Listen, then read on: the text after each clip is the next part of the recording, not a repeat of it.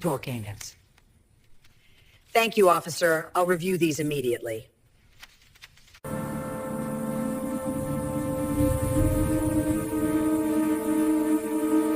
Let me tell you something, people. I've been on the bench for decades, and I've seen it all. Entitled fools, manipulative liars, family feuds that would make your head spin. But this case, this one broke the internet. Shared over 75 million times across every platform you can name, the courtroom camera caught something that sparked a national conversation about toxic parenting. And let me tell you, it was me dismantling a narcissistic nightmare right there on daytime TV.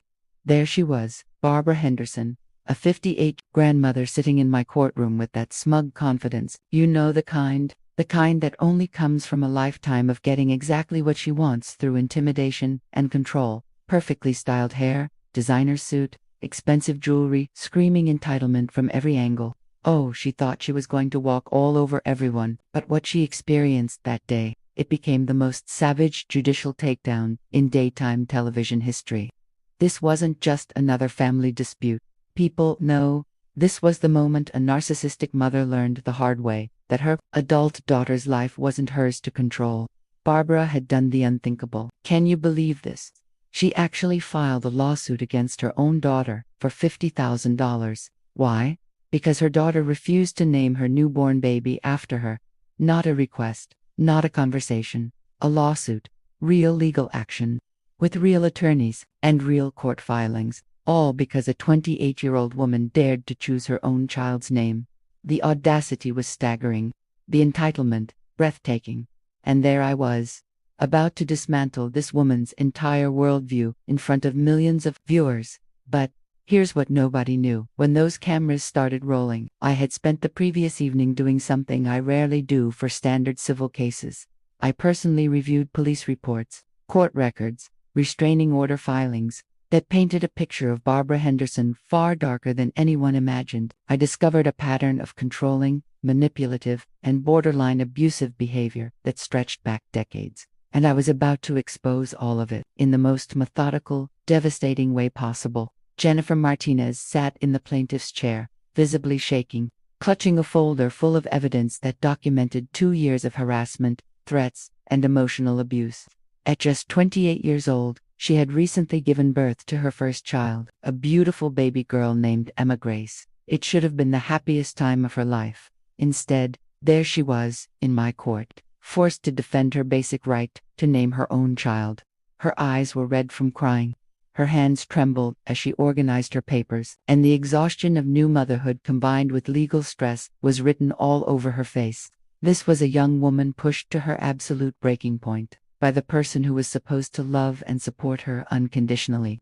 The baby's name, Emma Grace, had deep personal meaning. Emma was the name of Jennifer's husband's late sister, who had died tragically in a car accident 5 years earlier.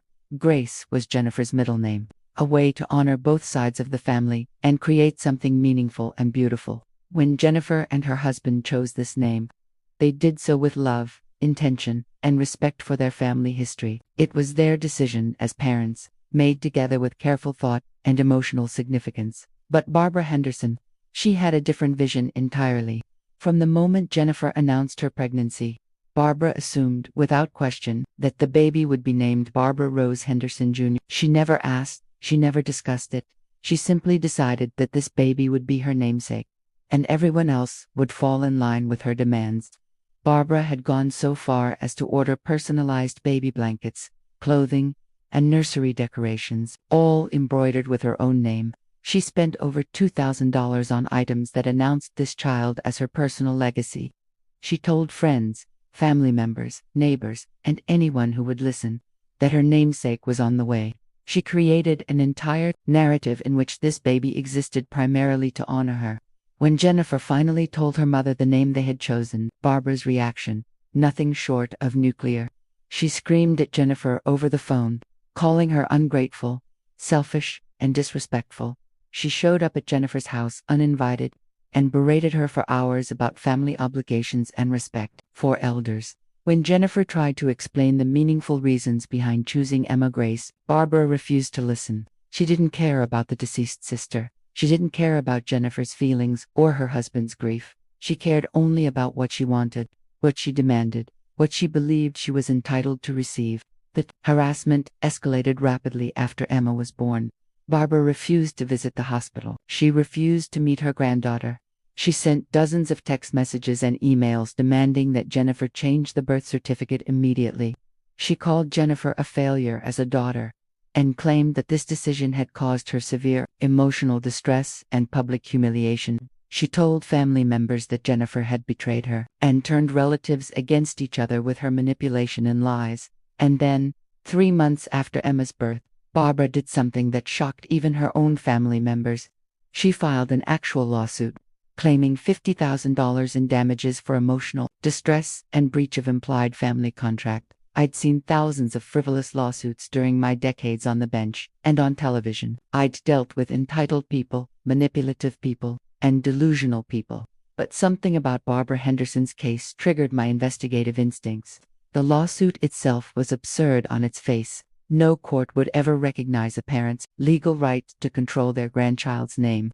But the psychology behind it, the sheer audacity and entitlement required to file such a suit, suggested something much deeper and more troubling. So, I did my homework.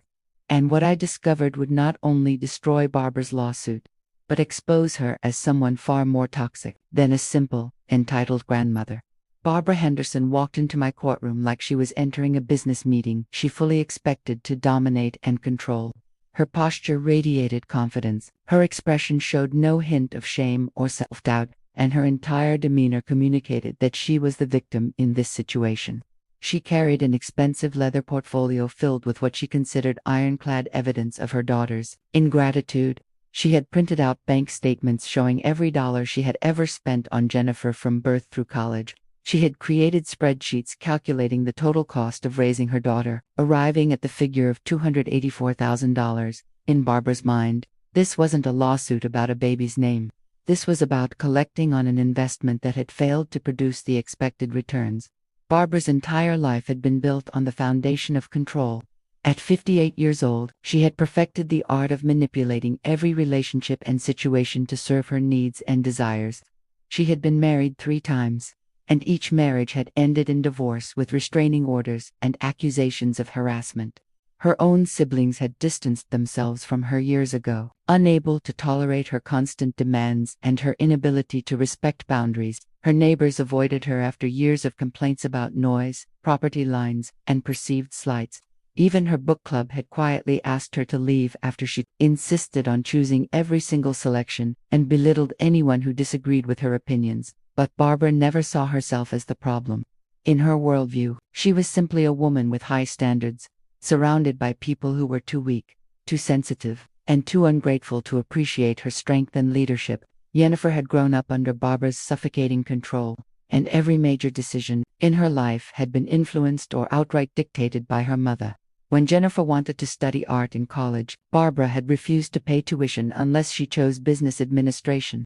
When Jennifer dated a kind, creative man in her early 20s, Barbara had sabotaged the relationship by constantly criticizing him and creating family drama until Jennifer ended things just to keep the peace. When Jennifer got engaged to her current husband, David, Barbara had tried to take over the entire wedding planning process, showing up uninvited to venue tours and attempting to change everything from the flowers to the menu to the guest list. Jennifer had learned early in life that disagreeing with her mother meant facing emotional punishment, withdrawal of love, and campaigns to turn other family members against her. The pregnancy had initially seemed like an opportunity for a fresh start in their relationship. Jennifer had hoped that becoming a grandmother would soften Barbara's edges and help her focus on something positive and joyful rather than on controlling every aspect of Jennifer's choices. For the first few weeks after announcing the pregnancy, Barbara had seemed excited and supportive. She had offered to help with nursery shopping and baby shower planning. She had called regularly to check on Jennifer's health and well-being, but underneath that, surface support. Barbara was already making assumptions and plans that had nothing to do with what Jennifer actually wanted or needed. Barbara had decided within days of learning about the pregnancy that this baby would be named after her. She never asked Jennifer if this was something she wanted. She never had a conversation about family naming traditions or what might be meaningful to both generations. She simply announced to her social circle that Barbara Rose Henderson Jr. was on the way, and she began shopping accordingly. The personalized baby items arrived at Barbara's house, not Jennifer's, because Barbara had also decided that she would be the primary caregiver. In her mind, Jennifer would return to work full-time immediately after giving birth, and Barbara would essentially raise this child as a second chance at motherhood, this time with a baby who would be properly grateful and properly named. When Jennifer tried to gently push back on some of these assumptions, suggesting that she planned to take maternity leave and handle most of the child care herself with her husband, Barbara's facade of support began to crack. She made comments about Jennifer being overprotective and suggested that new mothers don't really know what they're doing. She implied that Jennifer's decision to breastfeed was inconvenient and unnecessary. She showed up at Jennifer and David's home unannounced multiple times, using the key they had given her for emergencies to rearrange their nursery according to her preferences. When David gently asked her to call before visiting, Barbara accused him of trying to turn Jennifer against her own mother and keeping her away from her grandchild. The tension reached a breaking point when Jennifer went into labor 3 weeks early. Barbara had demanded to be in the delivery room, despite Jennifer's explicit wishes that only David be present for the birth. When the hospital staff enforced Jennifer's wishes and refused to allow Barbara into the room, she caused such a scene in the waiting area that security was called. She screamed about her rights as a grandmother and accused the hospital of discrimination against family members. She sent Jennifer angry text messages during labor, berating her for being selfish and cruel. When Jennifer finally gave birth after 18 hours of difficult labor, Barbara refused to be among the first visitors. She stayed away from the hospital entirely, punishing her daughter for not giving her the access and control she demanded. The name announcement came 2 days after Emma's birth. Jennifer and David had carefully chosen the name Emma Grace, honoring David's late sister and creating something meaningful for their family. When Jennifer called her mother to share the news, hoping that the joy of finally meeting her granddaughter would override any disappointment about the name choice, Barbara's response was immediate and vicious. She told Jennifer that she had ruined everything. She said that this baby would be cursed with a meaningless name, chosen by people who didn't understand family loyalty. She claimed that Jennifer had publicly humiliated her by denying her the honor she deserved, and then she hung up the phone and refused to answer any of Jennifer's subsequent calls for 3 weeks. During those 3 weeks, Barbara launched a campaign of harassment that would eventually provide the evidence Jennifer needed to fight back in court. She sent text messages at all hours of the day and night, many of them angry and accusatory, others attempting manipulation through guilt and fake remorse. She emailed Jennifer's extended family members with long letters about how hurt and betrayed she felt, painting herself as a devoted mother who had been rejected by an ungrateful daughter. She told people that Jennifer was suffering from severe postpartum depression and making irrational decisions. She suggested that the baby was in danger because Jennifer was too mentally unstable to be a good mother. She even called Child Protective Services with a false report, claiming that Jennifer and David were neglecting the baby, which resulted in a traumatic home visit and investigation that ultimately found no evidence of any wrongdoing. I had reviewed every piece of evidence before the trial began, and my expression as Barbara took the stand revealed nothing of the storm that was building. I allowed Barbara to speak first, giving her just enough rope to hang herself with her own words and attitude. Barbara began her testimony with the confidence of someone who genuinely believed she had been wronged, and that any reasonable person would see things from her perspective. She described her relationship with Jennifer as loving and supportive, conveniently omitting the decades of control and manipulation that had characterized their interactions. She painted herself as a devoted mother who had sacrificed everything to give her daughter the best possible life, and now that daughter had repaid that devotion with the cruelest possible rejection. Barbara pulled out her carefully prepared documentation, the spreadsheets and bank statements that itemized every expense associated with raising Jennifer. She walked me through the numbers with the precision of an accountant presenting a business case. Private school tuition, orthodontic work, dance lessons, summer camps, college expenses, and even the cost of food, clothing, and shelter for 18 years. She had calculated it all down to the dollar, arriving at her figure of $284,000. In Barbara's mind, this wasn't just a record of parenting expenses. This was evidence of an investment that entitled her to certain returns, certain considerations, certain rights over her daughter's choices. She genuinely believed that spending money on a child created a debt that must be repaid through obedience and compliance. I listened without interruption, my face impassive, occasionally making notes, but offering no reaction to Barbara's presentation. When Barbara finished her financial review, she moved on to the emotional arguments. She described the pain and humiliation she felt when Jennifer announced the baby's name. She talked about how she had already told everyone in her social circle that the baby would be named after her, and how embarrassing it was to have to explain that her daughter had chosen a different name. She claimed that this public humiliation had caused her severe emotional distress, resulting in sleepless nights, anxiety attacks, and damage to her reputation in the community. She painted Jennifer as selfish,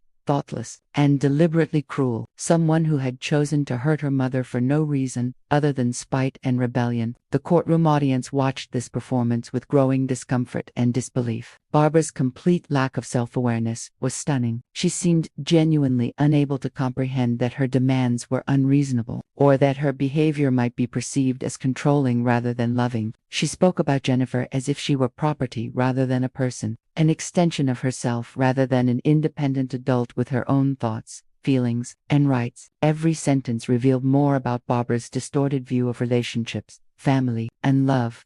She used the word respect constantly, but what she actually meant was obedience. She talked about family loyalty, but what she demanded was complete submission to her will. Finally, I spoke, my voice calm, but carrying an edge that regular viewers recognized as dangerous. I asked Barbara a series of seemingly simple questions, each one designed to expose the flaws in her thinking and the toxicity in her behavior. Did Jennifer ever sign any contract or agreement promising to name her child after Barbara? Barbara admitted she had not, but insisted that such things should be understood within families without needing to be written down. Had Barbara consulted Jennifer before spending $2,000 on personalized items with her own name embroidered on them? Barbara said she hadn't needed to consult anyone, because she knew what the baby's name would be. How many times had Barbara visited her granddaughter in the first 3 months of her life? Barbara's answer sent shockwaves through the courtroom. She admitted, without any apparent shame, that she had refused to visit or meet baby Emma for 3 full months after her birth. She justified this decision by explaining that she was waiting for Jennifer to come to her senses and fix the name situation. She actually used those words, fix the name situation, as if a baby's legal name could and should be changed to accommodate a grandmother's demands. She claimed that her refusal to meet her grandchild was not punishment, but rather a necessary boundary to teach Jennifer about the consequences of disrespect. My expression shifted almost imperceptibly, a slight narrowing of the eyes that suggested Barbara had just made a catastrophic mistake without realizing it. The questioning continued, and with each answer, Barbara revealed more of her true character. I asked about Barbara's own relationship with her mother, and Barbara's response was casual and dismissive. She explained that she hadn't spoken to her own mother in 15 years, because her mother was controlling and toxic, someone who tried to dictate every aspect of Barbara's life and couldn't respect boundaries. The irony was completely lost on Barbara, but it landed like a bomb in the courtroom. Audience members exchanged glances of disbelief. Even the court reporter looked up from her keyboard with an expression of shock. Barbara had just described herself perfectly while criticizing her own mother, demonstrating zero self-awareness about the patterns she had repeated and perpetuated. I leaned forward slightly, my voice taking on a tone that made everyone in the courtroom pay even closer attention. I asked Barbara to explain what she believed made someone a good mother. Barbara's answer was revealing and disturbing. She talked about providing for children, giving them opportunities, making sure they had the best of everything materially. She discussed discipline, structure, and the importance of children respecting their parents' authority. She mentioned sacrifice and how mothers give up their own dreams and desires to focus on their children's success. But nowhere in her lengthy answer did she mention love, emotional support, encouragement of independence, or respect for a child's individual identity. For Barbara, good mothering was transactional, authoritarian, and ultimately children existed to validate their parents' choices and reflect glory back onto the people who raised them. Jennifer sat listening to her mother's testimony, with tears streaming down her face. This wasn't anger or frustration. This was grief. She was mourning the mother she had always wished she had, the supportive and loving parent who celebrated her choices rather than trying to control them. She was processing decades of manipulation and emotional abuse that she had normalized because it was all she had ever known. She was finally seeing through the lens of my questions and her mother's revealing answers just how abnormal and toxic their relationship had always been, and she was grieving for her daughter, hoping desperately that Emma would never have to experience the kind of conditional love and constant criticism that had defined Jennifer's own childhood. I asked one more crucial question that would set up the devastating revelation to come. I asked Barbara whether she believed that parents have rights over their adult children's decisions, and if so, what those rights should include. Barbara's answer was lengthy and passionate. She argued that mothers never stop being mothers, that the bond between parent and child creates permanent obligations, and that adult children owe their parents respect,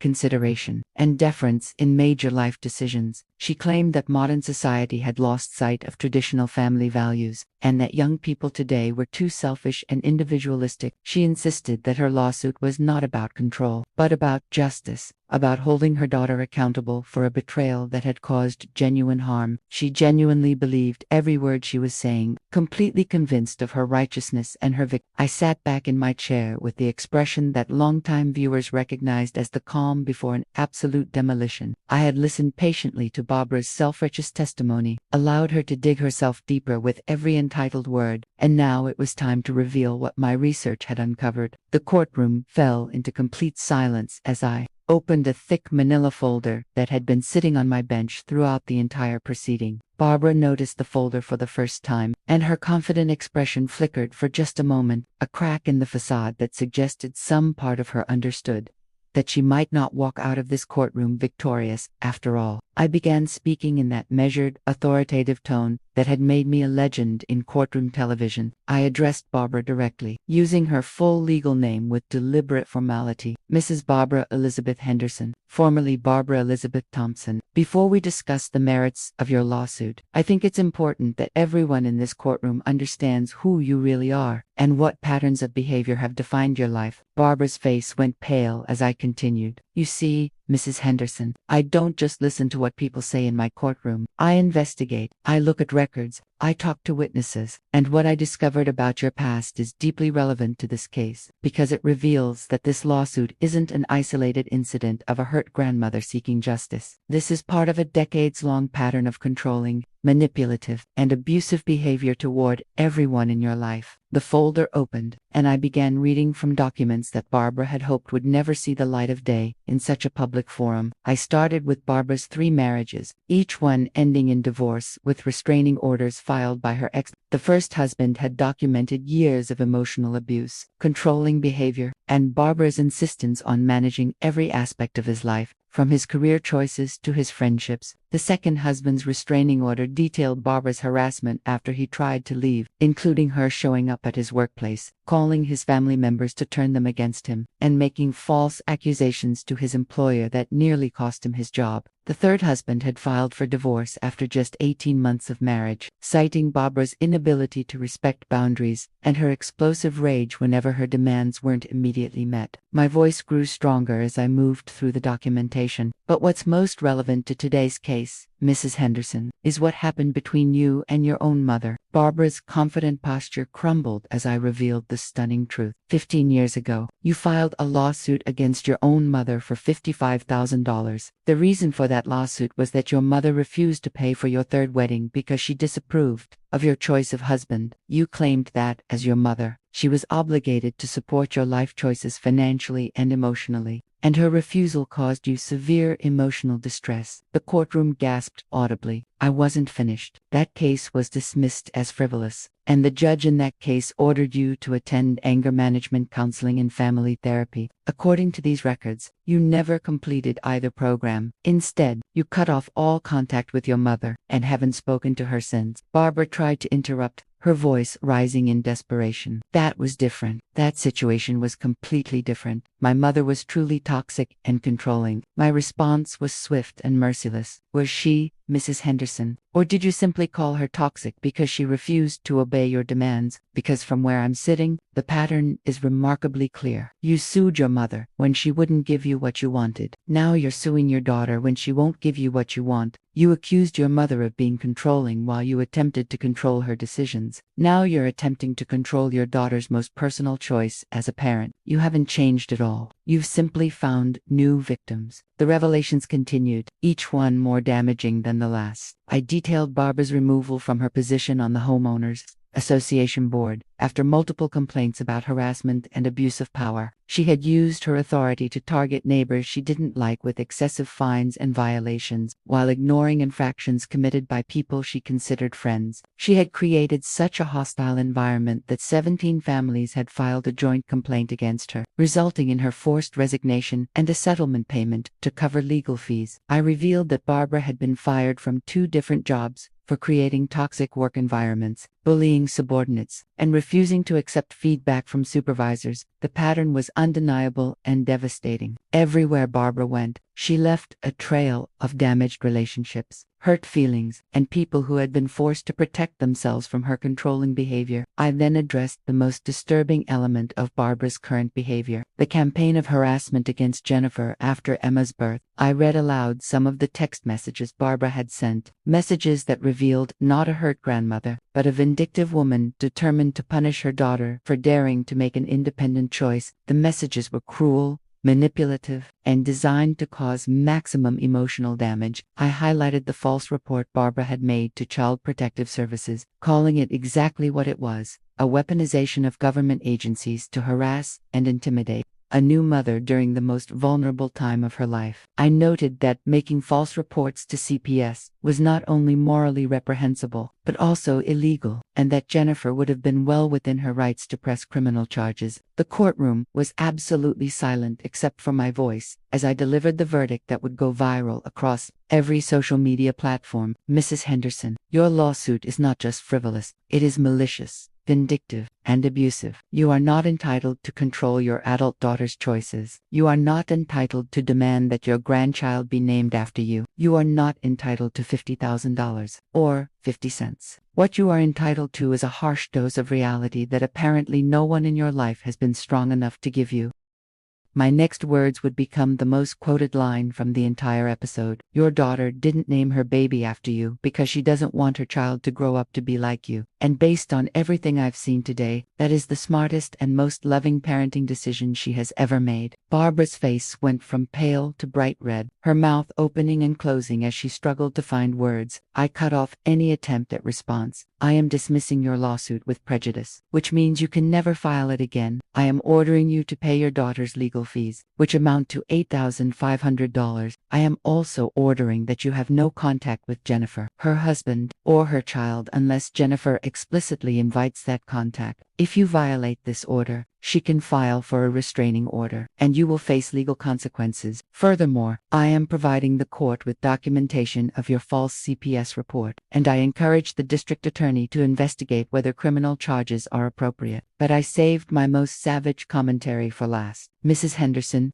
I have been a judge for over 35 years. I have seen thousands of cases involving family disputes, controlling parents, and entitled people who believe the world owes them something. But rarely have I encountered someone with as little self-awareness and as much destructive narcissism as you have displayed today. You sat in this courtroom and described your own mother as toxic and controlling, completely oblivious to the fact that you were describing yourself. You listed all the money you spent raising your daughter as if love were a transaction, and children were investments that must produce returns. You admitted that you refused to meet your own granddaughter for 3 months as punishment for your daughter's independence. And through all of this, you have shown not 1 ounce of genuine remorse or understanding of how your behavior has harmed the people around you. My final statement was delivered with the kind of authority that comes from decades of experience dealing with people who refuse to accept responsibility for their actions. Mrs. Henderson, you need professional help. You need therapy to address your control issues, your narcissism, and your complete inability to have healthy relationships with other people. But I suspect you won't seek that help, because people like you never believe they're the problem. You will leave this courtroom believing you were treated unfairly, that I don't understand your situation, and that your daughter is still the ungrateful villain in your story. That is your choice. But understand this clearly. You have lost. You have lost this case. You have lost your relationship with your daughter. You have lost the opportunity to know your granddaughter. And you have lost any remaining shred of dignity or sympathy that anyone might have had for you. Case dismissed. The courtroom erupted in spontaneous applause as Barbara sat frozen in shock and humiliation. Jennifer collapsed into tears of relief and validation, finally hearing from an authority figure that she was not crazy, not ungrateful, and not wrong for setting boundaries with her toxic mother. Barbara stood up slowly, her hands shaking, her face a mask of rage and disbelief. She tried to approach Jennifer, but the bailiff stepped between them immediately. Barbara's final words, as she was escorted from the courtroom, were captured by the cameras and would be replayed millions of times online. "This isn't over. I'm her mother. She can't just cut me off. I have rights." My response to those departing words was the perfect final nail in the coffin. "No,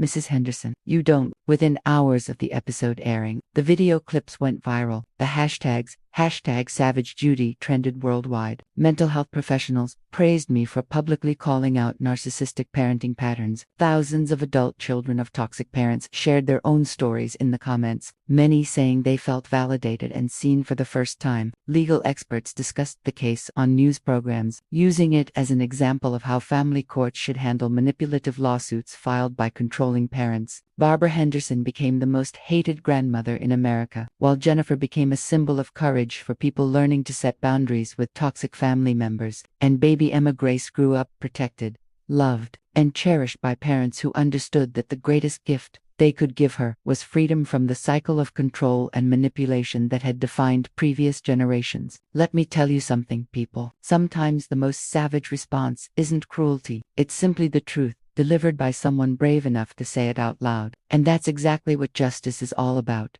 accountability, boundaries, and breaking free from toxicity.